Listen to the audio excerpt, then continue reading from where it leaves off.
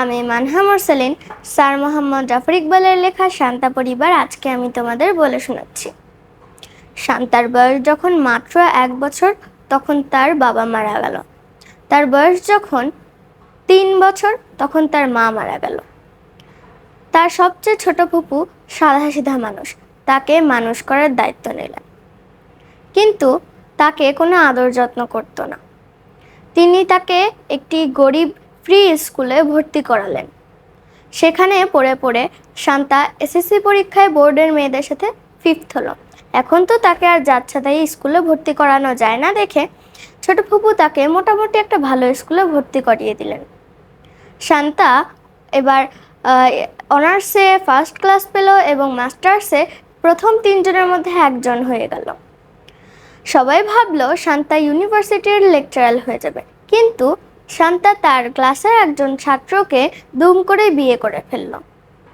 শান্তা থেকেও ভালো পড়াশোনায় সেই ছাত্রটি, তার নাম শওকত।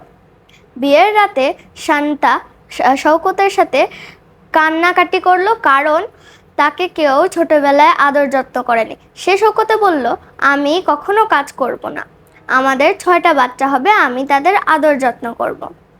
শওকত জিজ্ঞেস করলো, কেন? শান্তা বলল, কারণ আমাকে ছোটবেলায় কেউ কখনো আদর যত্ন করেনি। আমার যখন জ্বর এসেছে তখন আমি শুয়ে শুয়ে কেঁদেছি, ছটফট করেছি, কেউ আমার মাথায় হাত বুলিয়ে দেয়নি। যখন আমাদের বাচ্চা হবে তখন আমি তাদের আদর করব, যত্ন করব, তাদের সাথে খেলবো, স্কুল থেকে আসলে সব কিছু জিজ্ঞেস করব। শওকত ভেবেছিল শান্তা বাড়িয়ে চাড়িয়ে বলেছে, কিন্তু তাদের বিয়ের 10 বছরের মাথায় 4টা বাচ্চা হয়ে গেল। প্রথম জনের নাম শাওলি, সে পড়ে ইউনিভার্সিটিতে। দ্বিতীয় জনের নাম সাগর, সে পড়ে কলেজে। তৃতীয় জনের নাম বন্যা, সে পড়ে স্কুলে। চতুর্থ জনের নাম সুমন, সেও স্কুলে পড়ে। একবার হয়েছে কি, বাসায় কেউ একজন বেল দিয়েছে। শাওলি যে দরজা খুলে বলে, মা মা, রাজাকারের বাচ্চা, রাজাকার মার্ডারারের বাচ্চা, মার্ডারার চলে এসেছে। শান্তা অবাক হয়ে দেখলো তার বড়মামা এসেছে। এর থেকে মজার ব্যাপার হলো তিনি 3 নম্বর সেক্টরের হয়ে যুদ্ধ করেছেন। তিনি যখন শাওলিকে দেখেন তখন বলেন, ইস কি কষ্ট করে রাইফেল হাতে যুদ্ধ করলাম। আর শাওলি বলে কি না, রাজাকারের বাচ্চা রাজাকার, মার্ডারারের বাচ্চা মার্ডারার। এরপর সুমনের কথা। সুমনের বয়স যখন মাত্র 3.5 বছর তখন সে বইয়ের দিকে ঝুঁকে ঝুঁকে কী জানি করছিল। এটা দেখে শাওলি বলল, সুমন তুই কি করিস? সুমন বলে, পড়ি। তখন শাওলি বলে, কি পড়িস? তখন সুমন বলে, টোনাটুনির গল্প পড়ি। শাওলি তাকিয়ে দেখে বইয়ের উপরে লেখা আছে টোনাটুনির গল্প। এটা দেখে তো সে অবাক হয়ে গেল। সে সুমনকে বলল যে একটা লাইন পড়তো। সুমন তখন গড়গড় করে একটা লাইন পড়লো। শাওলি ভাবলো সে মুখস্থ বলছে, কারণ তার অভ্যাস হলো সবাই যখন পড়তে বসে তখন সে মনোযোগ দিয়ে তাদের কথা শুনে। শাওলি তখন অন্য একটা পৃষ্ঠায় বের করে সেখান থেকে পড়া ধরলো, দেখলো যে সুমন সেটাও গড়গড় করে বলে দিচ্ছে। তখন তো সে অবাক হয়ে চিৎকার করে শান্তাকে ডেকে আনলো, বলল, মা মা দেখো সুমন পড়তে শিখেছে। তখনই শান্তা যে বাজার থেকে অনেকগুলো বই সুমনের জন্য নিয়ে আসলো। বই পড়াটা ভালো, কিন্তু সুমনের অল্প বয়সে চোখের চশমা হয়ে গেল, এটাই খারাপ। সুমনের মা শান্তা সবসময় বলতো, ইস আমার সুমন আইনস্টাইন, কারণ সুমন অনেক জ্ঞানী মানুষ তাই। এরপর বন্যার কথা। যে বছর বন্যা জন্ম হলো সেই বছর অনেক বন্যা হয়েছিল, তাই তার মা বাবা তার নাম রেখেছে বন্যা। বন্যা একেবারে বন্যার মতো, তার স্বভাব চরিত্র বন্যার মতো। সে যখন স্কুল থেকে বাড়ি ফিরে তখন সব কিছু হইচই করে, ফুটোপুটি করে, ওলট পালট করে দেয়। আবার সে যখন স্কুলে যায় হইচই গোলমাল করে আর স্যার তার মাকে ডেকে আনে। একবার হয়েছে কি, বন্যা ক্লাসের এক ছেলেকে সিঁড়ির কোণায় চেপে রেখেছে আর মারামারি করেছে। ওটা দেখে প্রিন্সিপাল স্যার শান্তাকে ডেকে পাঠিয়েছে। শান্তা এসে দেখে এই অবস্থা, কিন্তু শান্তা যখন দেখলো তার বন্ধুটিকে, ওই ক্লাসের ছেলেটিকে, যে তখন সে অবাক হয়ে গেল, কারণ সে ছিল বন্যার থেকে সাইজে প্রায় ডবল। সে বাসায় নিয়ে আসলো বন্যাকে বকাঝকা করে।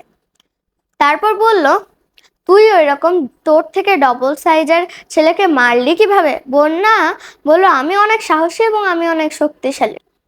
সেটা শুনে বন্যার মা মানে শান্তা বলল, তাহলে তো তুই তাহলে এখন থেকে কাউকে মারতে পারবি না, কারণ তুই এখন থেকে সবার লিডার। লিডাররা কখনো কাউকে মারে না। লিডাররা সবাইকে দেখে শুনে রাখে। যদি কেউ তোকে জ্বালায় বা ডিস্টার্ব করে, তখন তুই তাকে সর্বোচ্চ বকাঝকা করতে পারবি, আর কিছু করতে পারবি না। এটা শুনে বন্যা মুখ গোজ করে বসে থাকে। সাগর সাগরের সাগর হলো একটু কবি কবি মানুষ, দার্শনিক টাইপের। তো একদিন হয়েছে কি, সাগর মাকে এসে বলছে, মা, একজন লোক আর একজন লোক নিয়ে এসেছে। তখন সাগরের মা মানে শান্তা বলছে, লোক আর লোকনি না, বলো ভদ্রলোক এবং ভদ্র মহিলা। সাগর বলে, না, লোক আর লোকনি। তখন শান্তা ধমক দিয়ে বলে, ছি, এ কিরকম অভদ্রতা, বলো ভদ্রলোক আর ভদ্র মহিলা। তখন সাগর বলল, ভদ্রলোক আর ভদ্র মহিলা এসেছেন। এটা শুনে শান্তা বলল, আচ্ছা, তাদেরকে ড্রয়িং রুমে বসতে বলো, আমি আসছি। সে শান্তা যখন ড্রয়িং রুমে গেল, দেখতে পেল দুইজন বুড়ো আর বুড়ি কাঠ হয়ে বসে আছে। তারা প্রতি শুক্রবার ভিক্ষা চায়। সাগর এত বড় হয়ে গেছে, কিন্তু শান্তা কখনো বুঝতে যায়নি যে ব্যাপারটা খারাপ, ব্যাপারটা অস্বাভাবিক। এই হলো শান্তা পরিবার। কিন্তু এর মাঝে একদিন সবকিছু ওলটপালট হয়ে গেল। একটা রোড অ্যাক্সিডেন্টে শান্তা মারা গেল। শান্তা মারা যাবে এটা কেউই বুঝতে পারেনি। মতিঝিল থেকে সুমন আর শান্তা ফিরছিল। তখন একটা বাস এসে তাদের রিকশায় মেরে দিয়েছে। তারা ছিটকে গিয়ে পড়েছে অন্য পাশে। সুমনের কিচ্ছু হয়নি, শুধু চশমাটা খুলে অন্য পাশে পড়ে গেছে। আর এদিকে শান্তার মাথায় অনেক চোট পেয়েছে। তাড়াতাড়ি করে তাকে হাসপাতালে পাঠানো হলো। সর্বপ্রথমে শওকত, তারপর তার আরো ছেলেমেয়েরা তাকে দেখতে এলো। সন্ধ্যাবেলায় তার জ্ঞান ফিরলো। ডাক্তাররা বলল, আর কোনো ভয় নেই, সে বেঁচে গেছে, এখন সে সুস্থ হয়ে উঠবে। কিন্তু কিছুক্ষণ পরে শান্তা তার ছেলে মেয়ে সবাইকে ডেকে পাঠালো। বলল, আমি একটা কথা বলবো, তোরা আমায় ডিস্টার্ব করবি না। তখন সবাই বলল, ঠিক আছে মা। শান্তা কথাটা বলতে শুরু করলো। শান্তা বলল, আমি মারা যাচ্ছি। এটা শুনে শাওলি বলল, কি মা, কিন্তু ডাক্তার যে বলল। শান্তা বলল, কোনো কথা না, তুই তো বললি এখনই, ঠিক আছে, কোনো কথা বলবি না। শান্তা আবার বলে যেতে লাগলো অনেক কথা।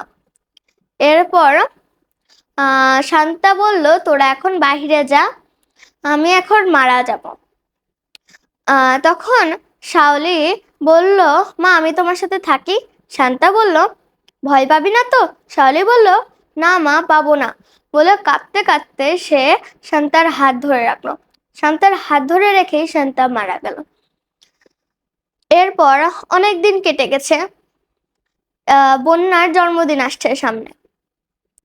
বন্যার জন্মদিন আগে হলে শান্তা সকালবেলা ঘুম থেকে উঠে বন্যাকে হ্যাপি বার্থডে বলে চিৎকার করে বন্যার ঘুম ভাঙিয়ে দিত। কিন্তু এই বছর জন্মদিন আসছে তার, কেউ তাকে একবারও মনে করিয়ে দিল না যে তার জন্মদিন, কিংবা কেউ বললও না যে তার জন্মদিন আসছে।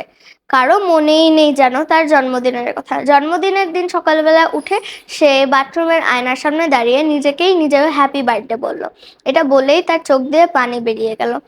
তারপর সে স্কুলে গেল। স্কুলে সে ভাবলো আজকে অনেক মজা করে আনন্দে দিন কাটাবে, কিন্তু স্কুলে আজকে তার কোনো আনন্দ হলো না। জালাল স্যার নামের একজন স্যার আছে যাকে স্কুলের সবাই ভয় পায়। সেই স্যার তাকে আজকে বকা দিল, এবং সে হোমওয়ার্ক আনেনি কেন সেই জন্য তাকে হোমওয়ার্ক করতে দিল। সে যখন বাসায় ফিরলো তখন শাওলি বলল, কি হলো, এত দেরি কেন? সে যখন ঘরে ঢুকেছে তখন সবচেয়ে আশ্চর্যজনক ঘটনা ঘটলো।